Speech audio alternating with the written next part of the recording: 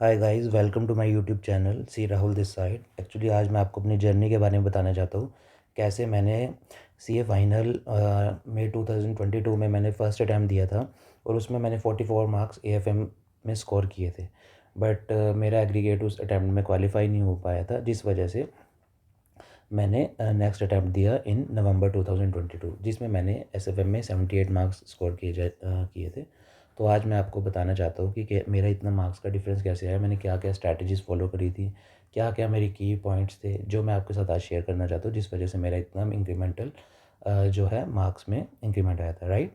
सो सबसे मेरा पहला पॉइंट है कि सारे के सारे चैप्टर्स इंपॉर्टेंट है। फुल आपको सिलेबस की कवरेज करनी ही करनी पड़ेगी। आप इसमें देखेंगे कि सारे के सारे चैप्टर्स ही मार्क्स की कवरेज और मार्क्स की वेटेज रखते हैं। कोई ये बहुत ज़्यादा डिफरेंस नहीं है कि ये चैप्टर बिल्कुल ही नहीं करता, ये बिल्कुल इंपॉर्टेंट नहीं है, इसको छोड़ सकते, ऐसा नहीं कर सकते। आपको सारे के सारे चैप्टर्स को लेकर चलना पड़ेगा और सारे के सारे चैप्टर्स की एंटायर 100% सिलेबस की कवरेज करनी पड़ेगी। तब जाके आप सोच सकते हैं कि आपके एसएफएम में या एएफएम में आपको एएफएम में आपको अगर एग्जामिशन क्लेम करनी है तो वो तभी हो पाएगी अगर आपकी इसकी 100% कवरेज करके चलेगी, राइट। उसके बाद मेरा दूसरा पॉइंट है कि theory is equally important as practical. हमारे साथ क्या होता है कि हम सिर्फ इसमें प्रैक्टिकल को स्टार्टिंग से लेके चलते हैं और एंड तक प्रैक्टिकल पे हमारा फोकस रहता है, जिसकी वजह से क्या होता है कि थ्योरी से हमारा फोकस ही स्किप हो जाता है और कहीं कहीं बार तो हमारी थ्योरी रह ही जाती है, हम थ्योरी को छोड़ के ही चले जाते हैं। मेरे साथ क्या होता है, मैं फर्स्ट अटैम्प्ट में जब मैंने दिया था, मैंने थ्योरी करी ही नहीं थी, मैं उसको थ्योरी को स्किप करके गया था, जिसकी वजह से मुझे पेपर में रियलाइज़ हुआ कि मैंने तो इतने मार्क्स का तो सिलेबस ही नहीं कवर कर रहा, मैंने थ्योरी को तो टाइम ही नहीं दिया। तो उस वजह से मुझे बहुत लॉस हुआ था। तो थ्योरी को आपको फर्स्ट डे से लेकर चलना है, जितना प्रैक्टिकल इंपॉर्टेंट है उतना थ्योरी भी इंपॉर्टेंट है। तो आपको दोनों को इक्वली कैरी करके चलना है, राइट।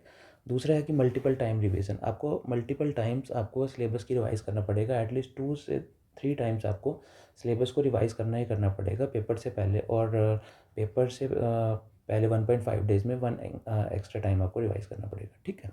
तो आपको मल्टीपल रिवीजन की रिक्वायरमेंट है, रादर देन कि आप सोचो कि मैंने कोचिंग ले ली या उसके बाद मैंने एक बार कर लिया तो that would be sufficient. No, आपको मल्टीपल टाइम्स की रिवीजन करनी पड़ेगी। उसके बाद है कि मेरा फोर्थ पॉइंट है to cover entire syllabus in 1.5 day before exam. आपको इस तरीके से आपका टाइम चार्ट बनाना है 1.5 दिन के लिए, जो पेपर से पहले होगा, कि आपका सारा का सारा सिलेबस कवर हो जाए।